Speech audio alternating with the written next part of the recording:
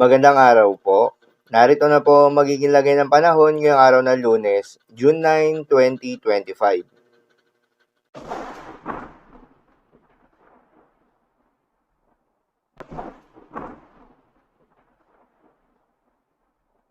Sa kasalukuyan na tayo sa pag-asa, patuloy pa rin nakakaapekto itong southwest monsoon o hanging habagat sa ilang bahagi ng Southern Luzon, Visayas at Mindanao. Dahil dito ay asahan yung maulap na kalangitan na may pabugso-bugsong mga pag-ulan.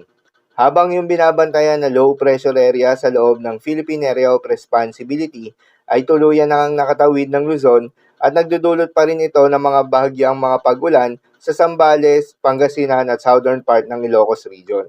Ang nasabing low pressure area nga ay huling namataan sa coastal waters ng San Fernando, La Union o 265 kilometers northwest ng Baler, Aurora.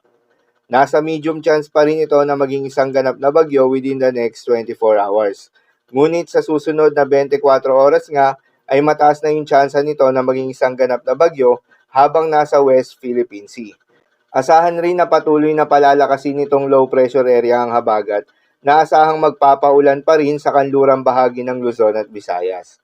Paalala lamang po na mga nasabing forecast ay posible pa rin pong magbago. Kaya naman patuloy lamang magantabay sa mga update nating ilalabas at ng pag-asa. Para naman sa magiging lagay ng panahon ngayong araw ng Lunes, dahil nga sa epekto nitong southwest monsoon, asahan sa Zambales, Bataan, Cavite, Batangas, Occidental Mindoro, Palawan at Antique ang pabugso-bugsong mga pag-ulan, kaya naman posible ang mga pagbaha o pagguho ng lupa dahil sa katamtaman hanggang sa malalakas na mga pag-ulan. Habang sa Metro Manila, Zamboanga Peninsula, Pangasinan, nalalabing bahagi ng Visayas, Central Luzon, Mimaropa, Calabarzon at Bicol Region ay asahan naman yung maulap na kalangitan na may kalat-kalat na mga pag-ulan at thunderstorms na dulot pa rin ng southwest monsoon. Posible rin ang mga pagbaha o pagguho ng lupa dahil sa katamtaman hanggang sa malalakas na mga pag-ulan. Habang sa nalalabing bahagi pa ng Mindanao ay asahan naman yung bahagyang maulap hanggang sa maulap na kalangitan na may kalat-kalat na mga pag-ulan o thunderstorms na dulot ng southwest monsoon. Posible pa rin ang mga pagbaha o pagguho ng lupa during severe thunderstorms. At sa nalalabing bahagi pa nga ng ating bansa ay asahan naman yung bahagyang maulap hanggang sa maulap na kalangitan na may kalat-kalat na mga pag-ulan o thunderstorms na dulot ng mga localized thunderstorms. Posible rin ang mga pagbaha o pagguho ng lupa during severe thunderstorms. Madalas, nabobo ang mga thunderstorms na ito tuwing hapon o gabi na nagtatagal ng 1 hanggang 2 oras.